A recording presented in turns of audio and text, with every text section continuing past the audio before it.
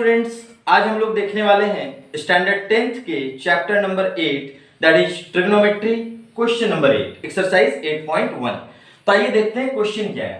Question में है if 3 cot a is equal to 4 then check whether 1 minus tan square a by 1 plus tan square a is equal to cos square a minus sin square a or not। तो सबसे पहले यहाँ पे हम लोग देख पा रहे हैं कि 3 cot a दिया हुआ है। इससे हम लोगों का क्या निष्कर्ष निकलता है? This means that cot a must be 4/3। cot a जो है वो कितना होना चाहिए? 4/3 होना चाहिए। अब चलिए cot a दिया हुआ है, इसका मतलब a नाम का कोई एक्यूट एंगल है यहाँ पर। तो हमारे राइट एंगल ट्राइंगल कौन सा होता है? हमने ये बना लिया right angle triangle. Suppose this is our acute angle a, this is our right angle b and this is another acute angle that is angle c। तो अब इस एंगल के रिस्पेक्ट में, एंगल a के रिस्पेक्ट में हमारे पास क्या दिया हुआ है? Cot ratio. कॉट रेशियो किसका रेशियो होता है? That is base by perpendicular. Base और परपेंडिकुलर का रेशियो होता है। तो a के रिस्पेक्ट में बेस कितना है? बेस जो है हमारे पास ab है, तो हम लिख सकते हैं ab अपॉन परपेंडिकुलर कौन सा है? परपेंडिकुलर bc है। इसका मतलब जो ab है वो कुछ यूनिट है, सपोज करते हैं that is 4k units, and जो bc है वो कितना है? Suppose this is 4k and this bc that is suppose 3k units. इसको मान लिया गया 3k यूनिट। तो अब हमारे पास क्या नहीं है? हमारे पास दो साइड्स हैं, AB है, बेस है और परपेंडिकुलर है, तो हमारे पास हाइपोटेनियस नहीं है। तो दिस मींस AC को हम लोग कैसे निकाल सकते हैं? AC is equal to AB square plus कौन सा?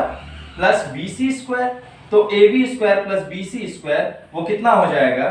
4k का होल स्क्वायर प्लस 3k का whole square. I think this will be equal to 16k square plus 9k square, that is 25k square, and finally you will get your AC that is equal to 5k। तो हमारा AC जो है वो कितना आ जाएगा? 5k आ जाएगा।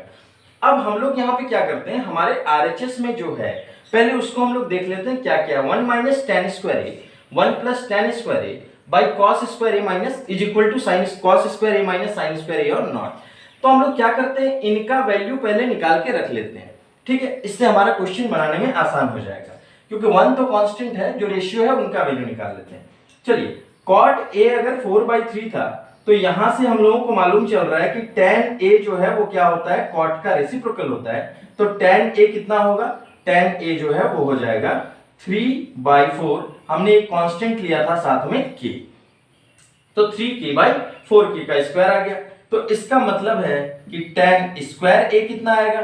tan square a will be 3k upon 4k का whole square, that is कितना? अब आ जाइए हमारे पास tan स्क्वायर a का वैल्यू आ जाता है, tan square a is equal to 9k square by 16k square, ठीक है। तो tan स्क्वायर a का वैल्यू फाइनली आ गया 9/16। ये k स्क्वायर कैंसिल हो जाते हैं। अब आ जाते हैं दूसरा, हमारे पास क्या है? tan स्क्वायर a का वैल्यू आ चुका है cos square a। cos a का वैल्यू पहले निकालेंगे, है ना। cos a का वैल्यू क्या होगा? तो एंगल a के रिस्पेक्ट में पहले आप देखिए cos किसका रेशियो होता है? Base upon hypotenuse.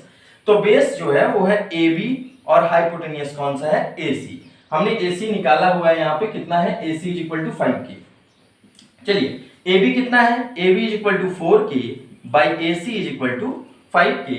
तो ये फाइनली कितना हो गया? 4/5। देन cos स्क्वायर a का वैल्यू कितना आ जा रहा है? cos square a is equal to 4/5 का whole square, so this is 16/25।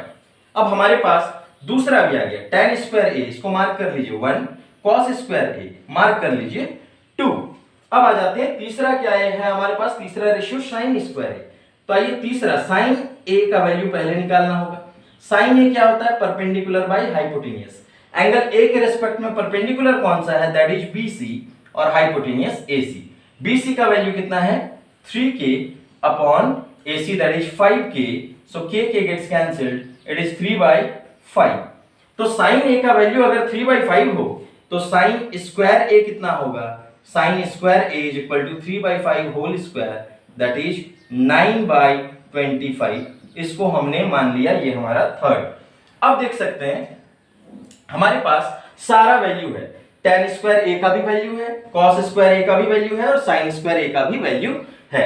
तो हम लोगों को निकालना क्या है, हम लोगों को दिखाना है LHS इक्वल टू RHS है या फिर नहीं, ये हम लोगों को प्रूफ करना है। तो पहले आते हैं हम लोग LHS में आखिर क्या है, देन LHS को ध्यान देंगे हम लोग।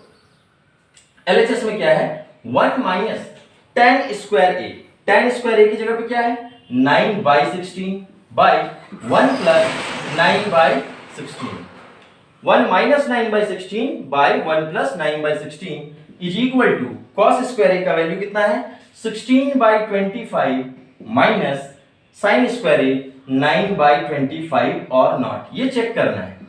ऊपर वाले को 1 माइनस 9/16, इसका एलसीएम कितना आएगा 16, सो 16 माइनस 9 बाय यहां पे क्या आ जाएगा 16 प्लस 9/16 इज इक्वल टू, यहां पे एलसीएम आरएचएस में कितना आएगा 25, सो 16 माइनस 9, फाइनली हमारे पास कितना आ जाता है 16 minus 9 is equal to 7/16 by 25/16 equal to 7/25।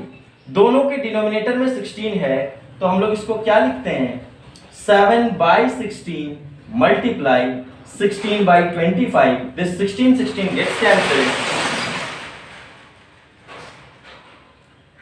7/16/25/16 कितना बन गया 7/16 into 16/25, so 16 gets cancelled, we get here 7/25 और LHS में भी कितना आ गया 7/25 is equal to 7/25, so LHS is equal to RHS। तो बच्चों इस तरह से हम लोग देखें कि हमारा ये इक्वेशन जो है ये वेरीफाई हो गया, जो हम लोगों को दिया गया था LHS और RHS दोनों ही क्या है बराबर है। तो उम्मीद करते हैं आपको समझ में आया होगा क्वेश्चन, अगर समझ में आए तो लाइक शेयर और सब्सक्राइब करना ना भूलें।